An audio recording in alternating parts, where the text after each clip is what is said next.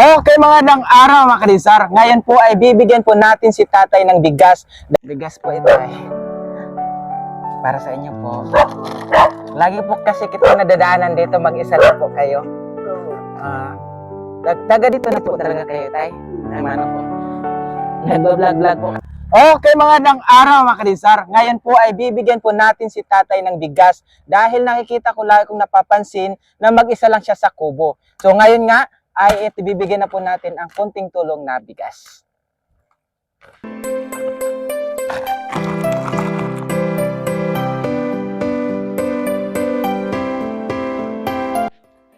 Tay, magandang araw. Bigas po. Bigas po ito ay para sa inyo po. Lagi po kasi kita nadadaanan dito, mag-isa lang po kayo. Taga dito na po talaga kayo, tay? Ay, mano po. Nag-vlog po kami, tay. Bless kay Lolo. Bless Lolo. Lagi po kayo nadadaanan dito. Taga rito po kayo, tay. Bali, doon po yung unang bahay ninyo, no? Tapos, dito na yung... Minsan wala po kayo. Ito na yung tirahan nyo, tay, talaga. Saan po yung, ano nyo, tay? Yung family? Ako, tignan ko ba? Lagundi ako. Lagundi. Oo. Ilang taon na kayo nakatira dito, tay? Matagal na rin, no? So, ito po yung bahay ni tatay, no? Matagal na po namin siyang nakita. Nadadaan-daan. Sabi ko, bibigyan ko na lang ng bigas si tatay dahil kawawa naman, mag-isa lang siya. So, yung family nyo, tay, nandito rin po? Yung mga kapatid ko, hindi kami magkasundo. Hindi kayo magkakasundo. Kaya, Kaya mag-isa lang po kayo. So, ngayon nga, hindi daw magkakasundo sila si tatay, no, yung mga kapatid niya. So, parang kami rin, no, hindi kayo magkasundo. So, kayo tayo, hindi kayo magkasundo ng magkapatid nyo. Kaya mag-isa lang po kayo rito. Mayroon kayong mga anak tayo, mga... wala akong asawa. Walang asawa. So, ilang taon na po kayo dito, tay? Parang, noon doon pa kayo sa kabila, tay, no? Nasira ng bagyo. Okay. Tapos, anong kinabuhay niyo, tay? Wala po kayong hanap buhay. Hindi ko ng tatanim-tanim. Nagtatanim-tanim. Mayroon po kayong sakahan dito, tay, or nagtanim-tanim ng mga gulay, ganyan? Meron itong gaya ito, kabila rito. Okay. So, yung bahay niyo, tay, sa kabila, no, doon pa kayo dati, nakikita ko yung dati. Doon sa may kabilang puno. So, ilang taon na po kayo, tay? 60. Oh, 60! 65?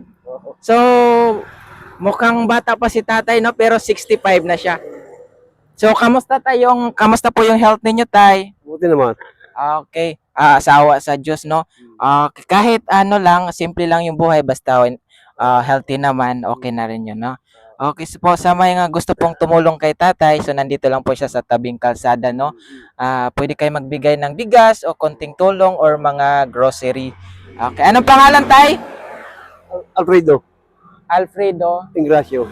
Po? Alfredo. Alfredo Ingracio. Egracio. Siya po si Alfredo Egracio. So, mag-isa lang po sa buhay. Okay, wala siyang family. And then, dito lang siya sa payag na ninirahan, no? Dahil nga raw sila ay hindi magkakasundo ng kanyang mga kapatid. So, mas pinili niyang mag-isa, no? Dito sa Kubo.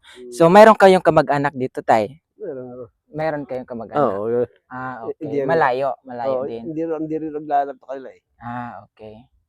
Pero nakakalapit naman po. Oo, minsan. Okay. So, yun nga, no, nagbigay tayong konting tulong. So, sa mga gusto pong magbigay ng tulong, andito lang po si tatay sa gilid ng kalsada. Okay. Mayroon po ba kayong sasabihin, tay? Wala naman. Wala naman. Okay. Sa sunod muli, maraming salamat po. Okay, thank you, tay. Bless ka, Lolo.